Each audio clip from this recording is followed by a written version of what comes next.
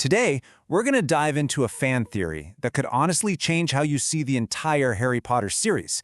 It's a pretty dark possibility, and it questions everything we thought we knew about the very heart of the story. So, let's just start with a massive, world-shattering question.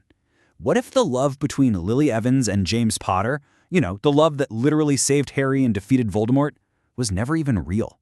What if it was all just based on a lie? Okay, so to really wrap our heads around this theory, we first have to build the case against James Potter. And this isn't the heroic dad we see in the pictures, right? This is the arrogant, entitled schoolboy. We got to take a hard look at what really drove him. First things first, let's establish something that is 100% canon. For most of their time at Hogwarts, Lily Evans could not stand James Potter. We see it with our own eyes in Snape's memories. She thought he was arrogant, cruel, a total bully. And what's really important here is why she felt that way. James was an only child, came from a ton of money, and probably never heard the word no in his life.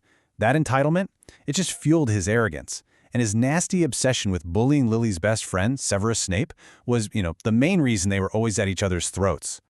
And this, right here, this is the absolute core of the theory. See, for James, Lily wasn't just the girl he couldn't have. She was the one thing his biggest rival, Snape, wanted more than anything. So winning Lily over, it wasn't just about love. It became the ultimate prize. It was about beating Snape once and for all. So you're an entitled kid who doesn't like being told no, and you live in a world filled with magic. What do? Well, the theory points to a very specific and very dangerous tool, Amortentia. And the key thing to remember, it's right there in the definition, is that it doesn't create love. It creates a powerful, totally fake obsession. And Hermione wasn't kidding, This stuff is seriously potent. But for how powerful it is, love potions are shockingly easy to get in the wizarding world. I mean, they're sold as jokes at Weasley's Wizard Wheezes. So the idea that a rich, determined student like James could get his hands on some, it's not just possible, it's actually pretty likely. Which brings us to the most suspicious part of their whole story. After years of hating the guy's guts, how did Lily's feelings just flip? So completely, so suddenly. The books kind of just brush it off, saying he matured. But for a lot of fans, that just doesn't sit right. Just look at this timeline, it lays it all out. For 6 straight years, she actively dislikes him. Then, bam, in their last year, they're suddenly a couple.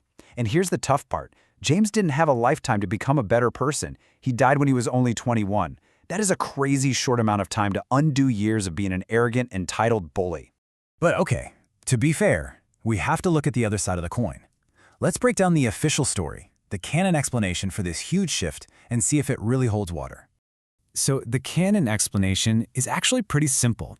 It's all about them going down 2 completely different paths. While James was supposedly maturing and joining the good guys to fight Voldemort, Snape was going deeper and deeper into the dark arts and that whole pure-blood supremacist thing. For Lily, a Muggle-born witch, the choice was pretty stark. She picked the guy fighting for her future, not the one who was joining the people who wanted her dead. But here's the huge catch. We are almost entirely told about James's big transformation. We never, ever actually see it. Who tells us he changed? Sirius and Lupin, his 2 best friends in the entire world. Talk about biased sources. The last time we actually see Lily and James interact on the page, he's humiliating Snape. And then, next thing you know, they're a couple. It's a huge jump. Now, this is where the theory gets really, really interesting, because it doesn't just reframe their romance, it gives us a brand new, powerful explanation for the single most important piece of magic in the whole series, Lily's sacrifice. I mean, think about it for a second. So many mothers in the wizarding world love their kids. Many died for them. But only Lily's love created a protection so strong it could literally bounce back the killing curse and take down Lord Voldemort. So, why? What made her love so different? And the theory's answer to that, well, it's kind of a gut punch. If her love for James was fake, created by a potion, then her love for her son, Harry, was the one true, pure, uncorrupted love in her life. It was all her. So her sacrifice wasn't just about dying for him. It was an act of the only real, powerful, genuine love she had left. Okay, I know what you're probably thinking. Hold on, what about Voldemort, right?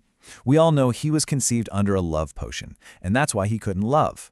So if Harry was too, wouldn't he be the same way? Nope, actually. And we have this from J.K. Rowling herself.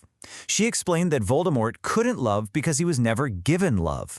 His mother died, he grew up in an orphanage completely alone. The potion was just a symbol of that loveless start. She said that if his mom had lived and actually loved him, he could have been totally different. Harry, on the other hand, got a lifetime of his mother's pure love packed into 1 year. So, here we are. We've laid out all the evidence, the arguments, the counter-arguments, and we're left at a crossroads with two pretty uncomfortable possibilities to think about. On the one hand, you have possibility 1. James Potter wasn't just a bully, he was a full-on villain, a manipulator who used magic to force a relationship and steal a life that wasn't his. Then there's possibility 2. We have to accept that Lily chose him based on a personal growth spurt that we never even get to see, and she just overlooked years of him being a genuinely terrible person. So which is it? Does this dark theory kind of fill in the gaps for you? Or is the canon explanation that a teenage boy just grew up good enough? Ultimately, it makes you ask a really tough question. Who was the real James Potter? Was he a tragic hero we never got to know, or a villain hiding in plain sight the whole time?